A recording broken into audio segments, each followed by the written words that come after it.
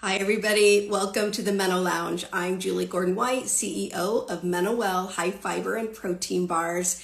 And we know that the gut biome has a connection to the brain. And we are talking about something today that, a lot of women struggle with and feel new to the conversation. So I'm going to invite up our special guest today as we talk about navigating perimenopause, menopause with ADHD. Or maybe getting it during ADHD. Let's see. All right, Chelsea, I'm going to.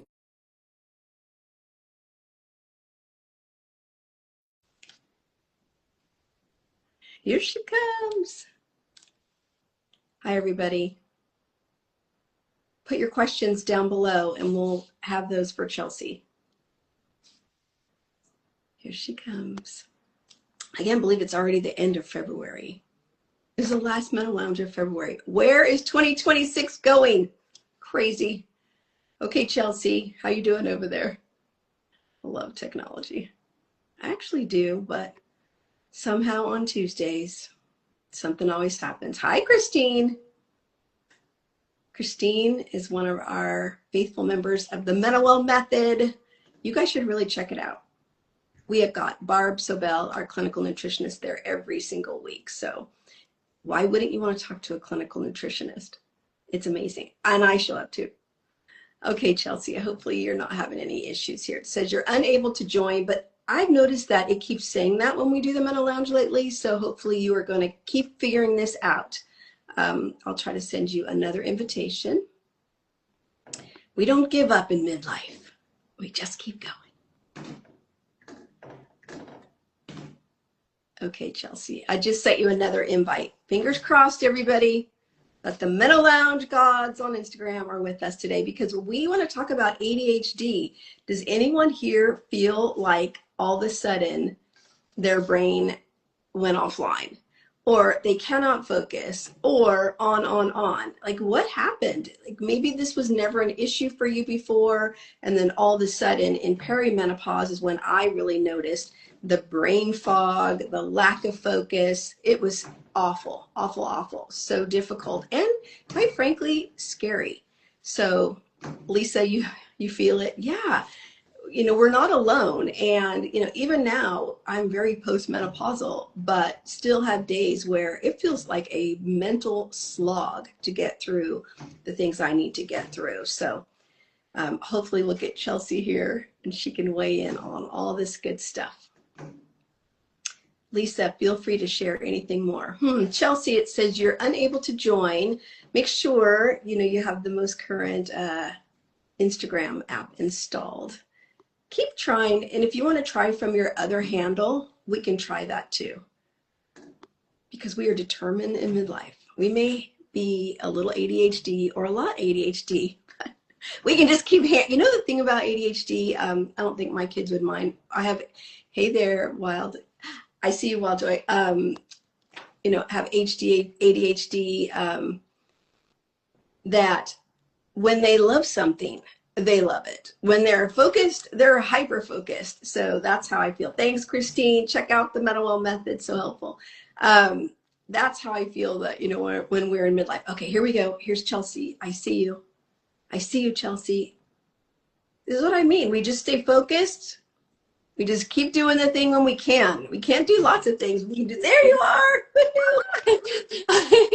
It only took my 14-year-old to get me on to help me.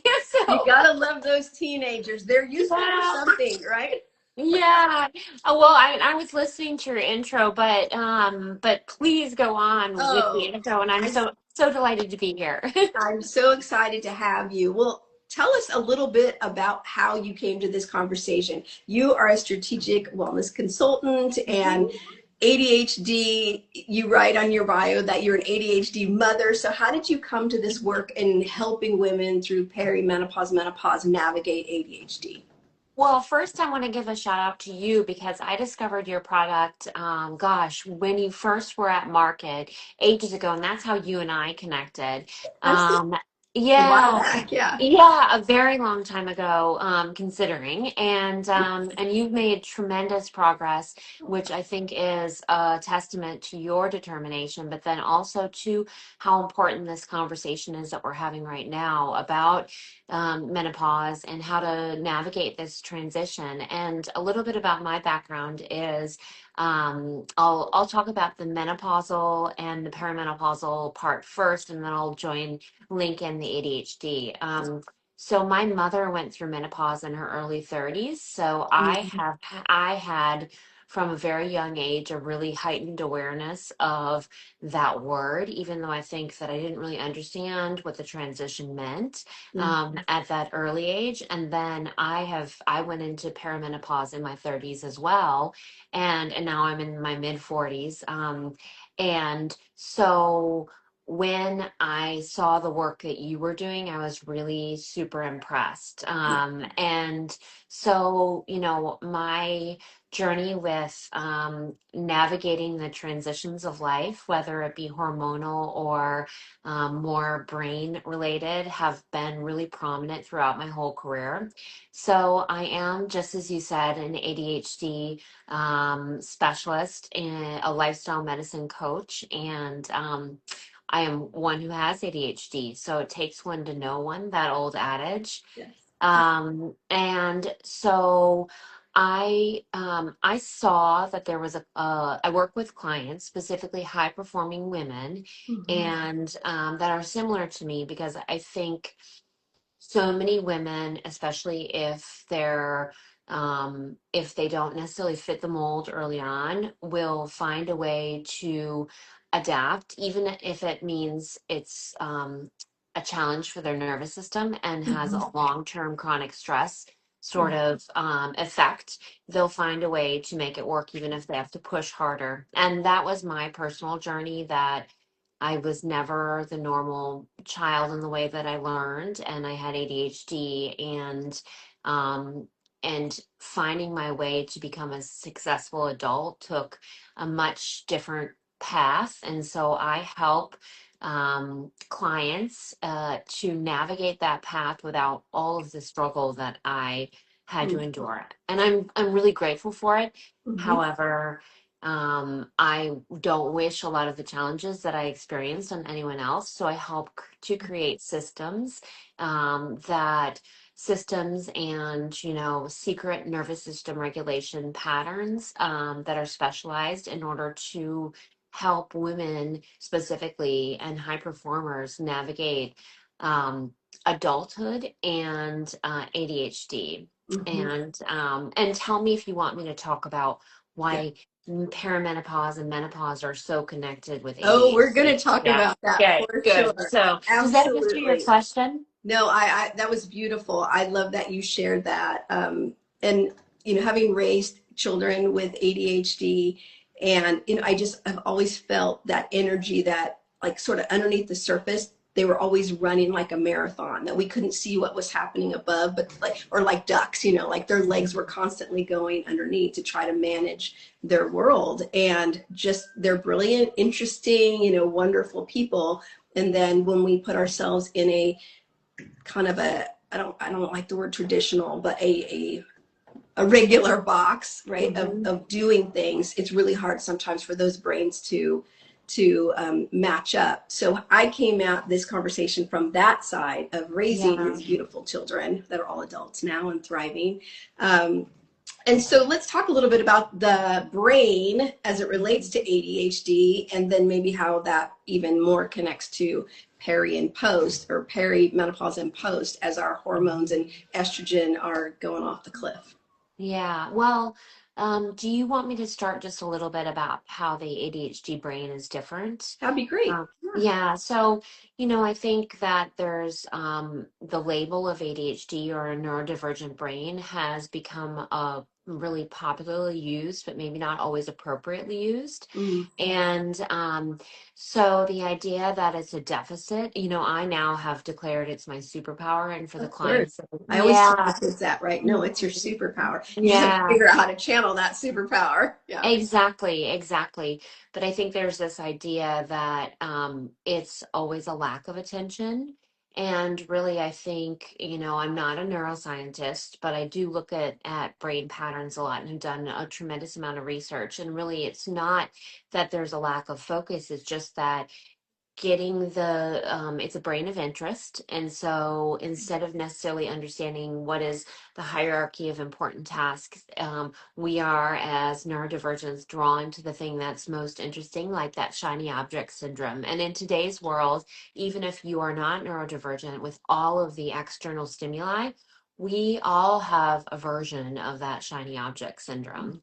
And And social so media, that just really compounds that, the dopamine that drops down, and then on the switching on, from this scene to next, it just makes it even harder for people that aren't neurodivergent to focus.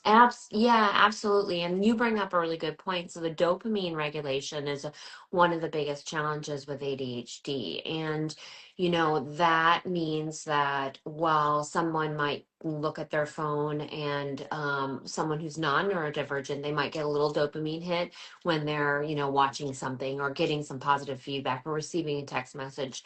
And then it'll kind of level out. With those with ADHD, they get a big dopamine hit and then it dips way down into a trough. And then the regulation is really the challenge. And that wreaks havoc on all sorts of levels. And that kind of parallels what happens in perimenopause, in the sense that all these wonderful hormones that we're used to regulating our systems, our sleep wake patterns, our body temperature, our dopamine, start to transition and change. And then that brain, even if you're not neurodivergent, when you hit that stage where your hormones are not regulated in the same way that you've been used to, then your brain almost is similar, and your dopamine regulation mirrors that of what maybe an ADHD person has experienced their whole life. Mm, And mm. so that's where the two kind of come in parallel. And then if you look at a woman who has ADHD and then is in perimenopause, that makes it sometimes even more extreme and dramatic. Right. You know, Yeah. So is yeah. that like doubling down, or is it just seem normal the way it always was? Well, I don't think it's like double as challenging, but I think that it's where I teach and I coach through lifestyle medicine principles, and that's where you have to get really tight and neat and committed to your lifestyle practices. So to answer your question, I think every person's experience is unique. However, for those who have ADHD and go through perimenopause, especially if they're not going in regulated, if they haven't figured out systems and processes in order to live their life, with less stress and more productivity, then that can be where they can start to find a little bit of a challenge. And even if you go in with a neurodivergent brain or not to that perimenopausal state, you can find shaky ground pretty quickly. And it's a little unnerving if you've been able to tackle everything in life. And then all of a sudden, you feel like you have brain fog. You can't quite cope. You're not sleeping as well. And, obviously the dopamine component where you're not regulating your serotonin and dopamine as well. So, That's a lot, right? yeah, That's it a is. lot happening. Okay, so let me ask you, are women becoming, are they developing ADHD at perimenopause, menopause, or is that more brain fog? And what's the distinction are you drawing between brain fog and ADHD? Well, I I honestly don't, when you look at the research, women aren't developing it in that stage necessarily. It's not prominent that all of a sudden you'll flip into a neurodivergent brain.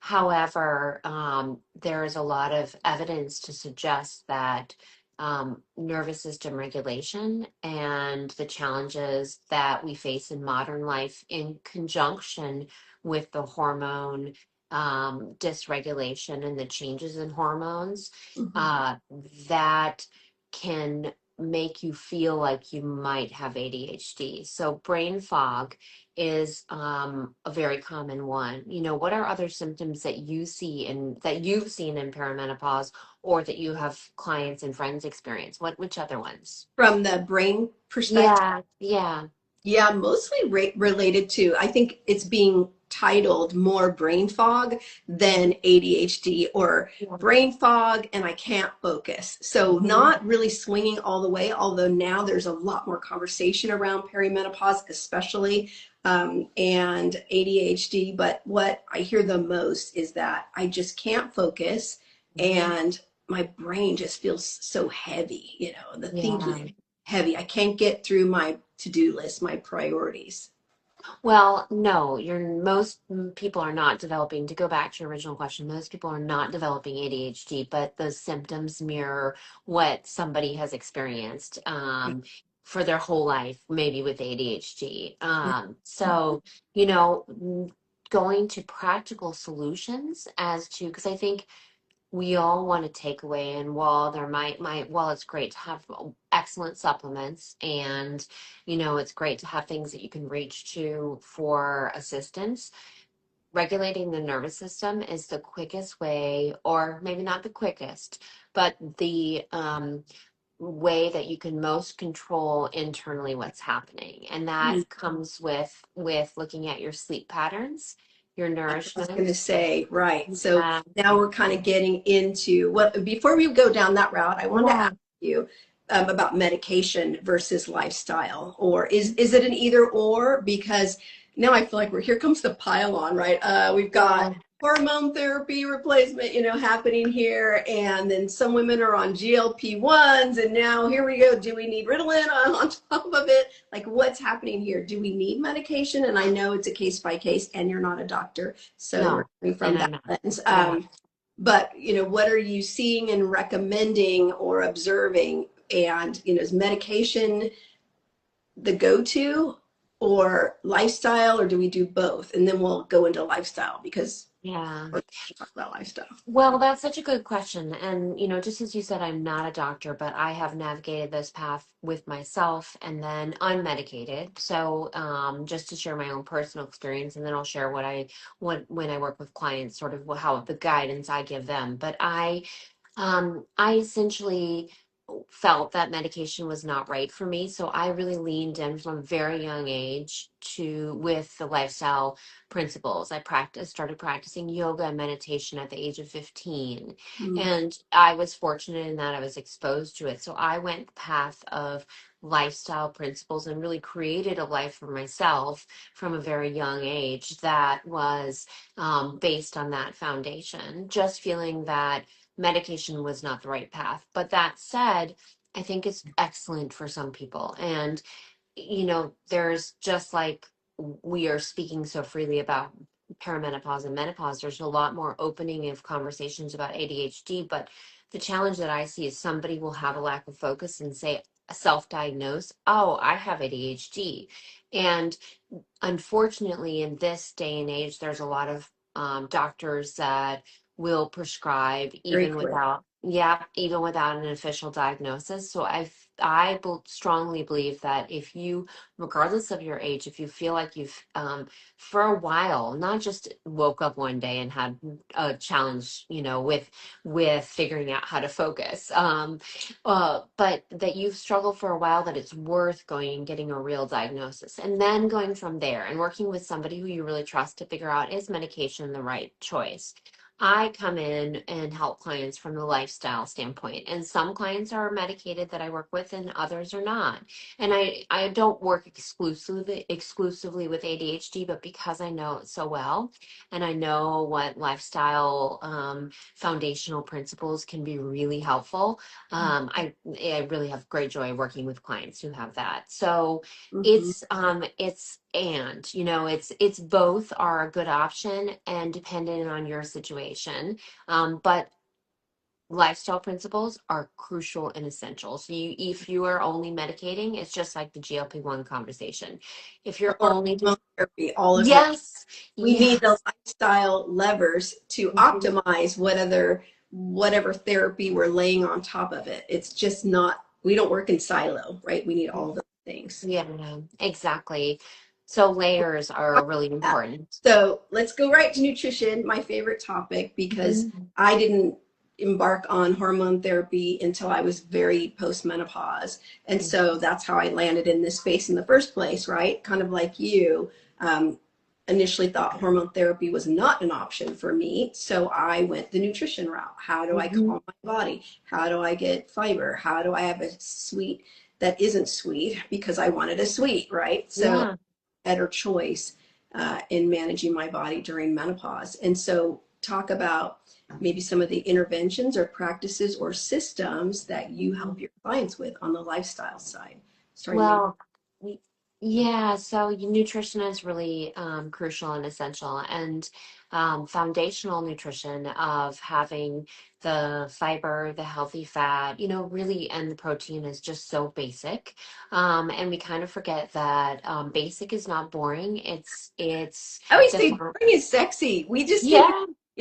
we can't be happy with boring, but that's where all the juice is. It's just Mhm. keeping it simple. But okay, so you get me all excited. Yeah, I mean, it's true. And then looking at that as the base. So figuring out how to strategically plan every meal according to, or snack according to that formula, making sure that you're getting diversity in your diet is really key because we all know that there's a tremendous gut-brain connection, and so much of what happens in our bodies, from a hormonal standpoint, happens both in the brain and the gut. Right. And the serotonin production is primarily in the gut, if you think about it. So those two are just so tremendously connected. So making sure that you're getting that crucial and essential formula, and then and as unprocessed as possible, and then adding some of the extra special superfoods on top of that. And that's where, but I never suggest that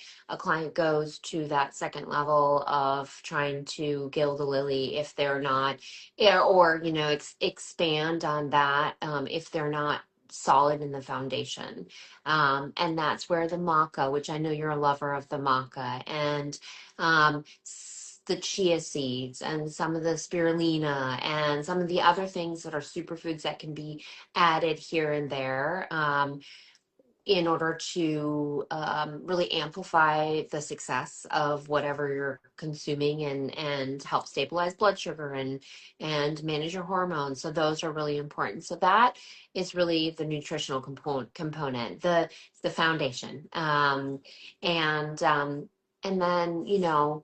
I find that when you can, for 30 days, from a client standpoint, if I'm guiding someone, that we know typical change takes 66 days, but I like to say, like, if you can do something consistently for 21 out of 30 days, then go to the next level. So if you found a way to manage your meals, and that also includes the timing of your meals, um not to let it hold you up, but a lot of a challenge that some people have is they become so busy that they kind of forget to plan ahead, and that's where you can kind of fall off the rail. So planning ahead and making sure that you're strategically planning, meal prepping for your nutrition, and getting that foundation: fat, Is protein, there is there a time fiber. when women who are struggling with ADHD, focus, those kinds of things shouldn't be eating? Late at night. I think that's true with everyone. And because if you look at, I'm one for data, so I'm wearing a ring right now to track my data, and some people really love it. I love it because I can see really the impact of my decisions, good or bad. And eating late at night, I don't know, there's so much different conflicting information about, will it make you gain fat? What happens to your body when you eat late at night? I think in the end, there's not a clear answer. It's not potentially going to be the reason why you have a chronic disease, but at the same time, it's really not good for your sleep cycle. So to answer that question, allowing your body 3 to 4 hours at least before you go to bed, between that last meal and before you go to bed, and then allowing yourself a 12-hour window. And that doesn't mean that you're waking up and you're starving yourself and you're so hungry and you're choosing not to eat. It just means that you're shifting your nighttime meal a little earlier, and then break the fast within an hour or two of when you wake. Right. And so, that's what is that. How do you live your life? Yeah, absolutely. We have a clinical nutritionist on our team. Hmm. And so we also work out and, build up lifting weights, strength. And so you've got to also feed yourself around those windows when you are working out because you need fuel. But 12 hours is really doable for everyone because just Hmm. the same thing that you said, not eating so close to bedtime. That way we're not digesting our food when we're sleeping because we know, and we're going to talk about sleep in a minute. Sleep is the magic of everything besides Yeah. medicine. So then our bodies can recover and they can do all the scrubbing that the body does when we're sleeping. Hmm. Resting and recovery is really important, especially when you're working out, especially in peri and menopause and pose. We need more recovery time. And then in the morning, now you've spent so much time, hopefully, in sleeping, you're covering it. That's about 8 hours, 7 hours there. And you've got a few hours on before bed and then maybe an hour or so when you wake up. Now you've got your 12 hours in, and Barb is really bullish on that 12 hours. And so Hmm. I do that same thing and then wake up with water before I hit the Hmm. coffee because trying to make. Right. Mm-hmm. Well, and another thing that has made a big difference in my life, and a lot of my clients' lives, is that water first thing in the morning, even having a carafe next to your bed, which seems so simple, but if you wake up and do it, you wake up and see it next to your bed, you're more inclined to drink it.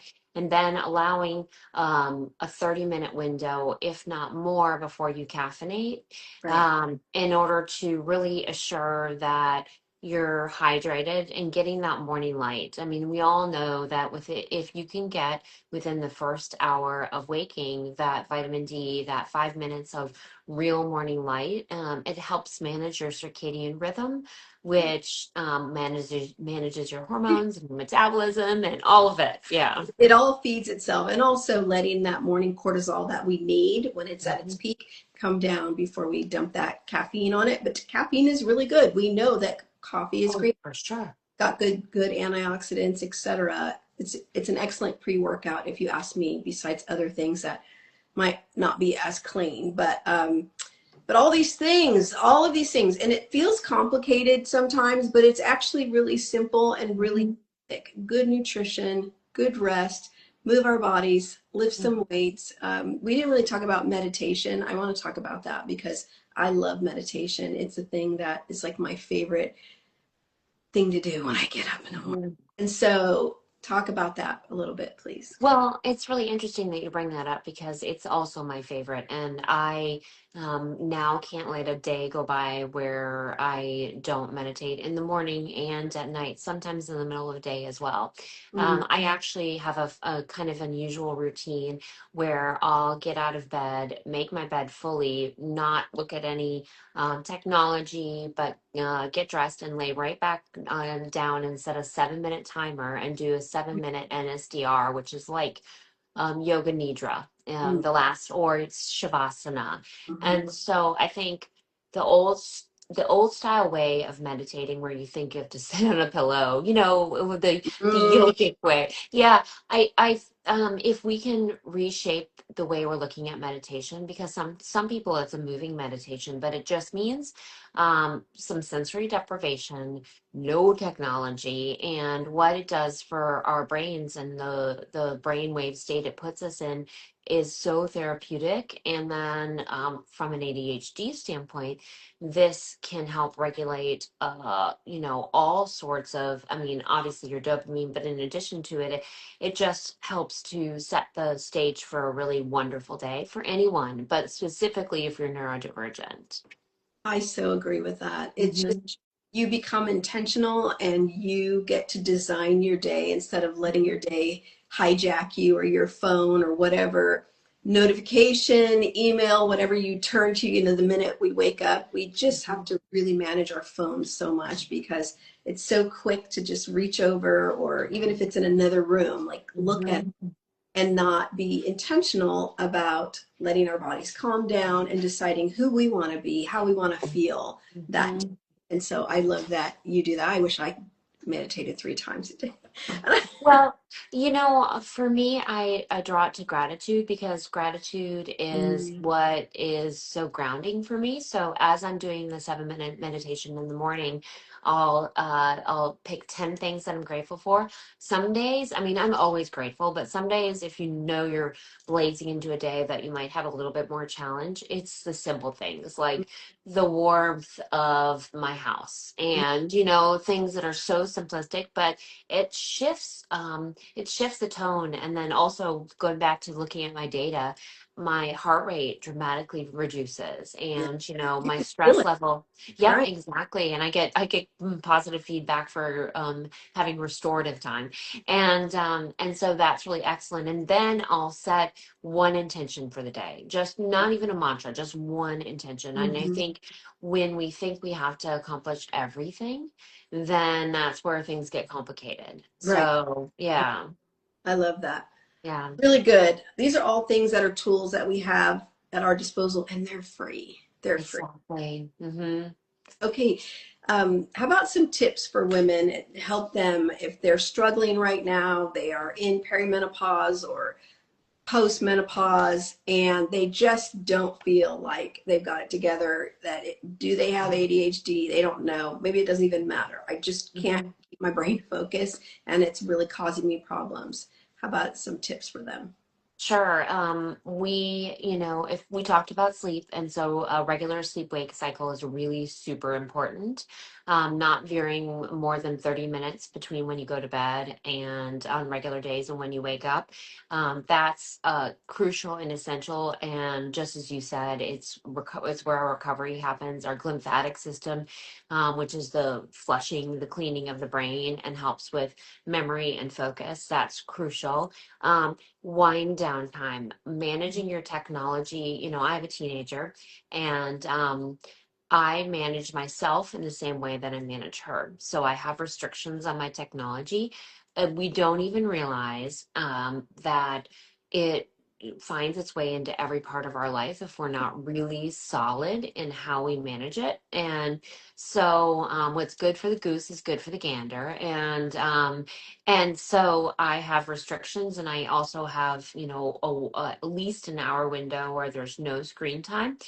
And it's so simple, it's not easy. So it's if you do that in the morning and the evening, Mhm. that changes your ability to focus. Additionally, breaking up your work time, it's unrealistic for us to think that we should sit down for 3 hours straight and work. It's not good for our bodies. It's not good for our brains. It's a depreciating return. And so making sure that if you have a timer, maybe it's like an old kitchen clock. And if you bring it to work or if you work from home, you set that timer to 30 minutes or 45 minutes. So you give yourself a chance to get up and move around. Movement is crucial and essential. So if that means that you're standing up and doing air squats, that's fine. If it means that you're standing up and putting on music and dancing, going for a little walk, walking up and down stairs, I hate to say doing tasks like laundry, but giving yourself those built-in breaks, but then knowing that when you come back, you have something that you are coming back to.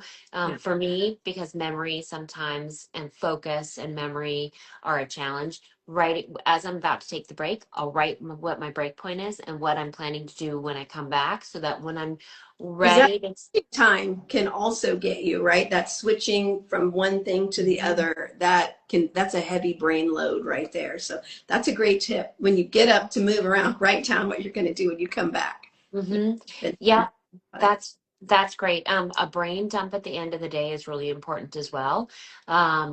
Before like physically writing down a brain dump because in addition to it, I'll have like a little recap of how I feel.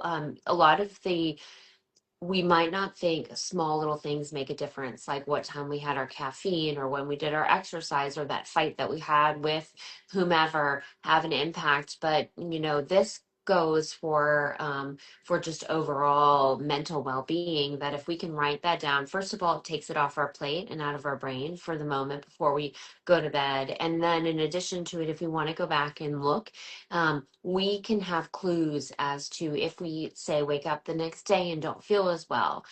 I might say, oh gosh, I ate that thing that I know doesn't make me feel as well. And then it happens again. And then I say, okay, I maybe need to stay away from that. Or I had a late night workout. And while lifting is great, I probably don't need to have creatine and lift at 7 o'clock at night. I mean, simple things where there's so much information out there that you need to do this and fit this in. But sometimes we're putting too much on our plate and then not feeling, turning around and not able to focus and maybe not feeling our best and having brain fog and then confused as to why. And taking it off our plate, but then also being cognizant is really super important. Yeah. And movement, I think moving, as I said, 3 times a day if you can. It doesn't, I think that we can call them movement snacks, if it Love means that. whole. Yeah, yeah, so holding a plank. And then also one thing that I think we don't do as women enough is talking. We're talking more, on a larger scale front, but maybe we're not talking to our friends and our sister about the experiences that we're having during this transition. And building community around that. And you're doing a beautiful job of doing that. Thank you. Mm, Um, all of but us. It yeah. takes our voices to build this. And I love that you're now layering on the experience of ADHD during peri. And Yeah. it's important. We have to normalize it because it is normal Mhm. It is. about it. Really good. Yeah. So So, good. So good, Chelsea. Where can women learn more about you, maybe work with you, get some help, all the things. I know you've got a couple things. You've got plant and purpose, purpose and plant. Both. yeah. So I have a partner. I also have an educational platform where we teach lifestyle medicine principles to busy parents. And so while that's maybe not as much about menopause, or perimenopause, so many of the lifestyle medicine tools and tips and tricks can be utilized for any stage of life. And so that's purpose.plants.lifestyle on Instagram. And if you DM me my MenoLounge or my MenoWell, yeah, on either my account, which is at Chelsea Dye, or purpose.plans.lifestyle, I'll send you some free information about just lifestyle medicine principles, and you can join our newsletter list. And then if you do DM me as well, I can send you a link to my website and how to work with me. I have a couple different options. And then I also love being guests on other podcasts and speaking about, just as you said, about speaking in community and normalizing what for so long has been a challenging conversation, and coming in community together. I love it because community is like a form of medicine too, just like plants, nutrition, exercise, that when we can be together, share together, lift each other up, maybe cry together, it is Yeah. a beautiful thing. It's one of the most important things during midlife. So thank you for all your work you're doing. Thank you. Thank you. Thank you, My final note is don't forget to take a deep breath. That is the last thing that we always forget. No, take a deep breath. Chelsea. So, I always, it's a habit. So thank you yeah, for saying that. I'm going to take that through the day. That is a huge thing. yeah, Don't hold your breath. Breathe, right? yeah. Take a breath. Well, so use the tools that you have that are at your fingertips that are free. And I hope that everyone has found a little nugget of wisdom. And I thank you for everything you're doing. Thank you. Thank you. Thank you. Stayed connected over all this time. It feels like Yeah. menopause years are like really long, even though they're really short. Yeah. It Especially when you're building a great business, right? is something like that. Yeah. Yeah. Thank you so much, Chelsea. Thank you for being Thank here you. on the MenoLounge. I look forward to having you around the community, and we'll continue this conversation. Everybody make sure you're following Chelsea at Chelsea Dye, and then send her a DM and get some good stuff. So thank you. Yeah. All right. Thank you. All right. Be well. Bye. You Bye. too. All Bye. right. Bye-bye. Bye, Denise.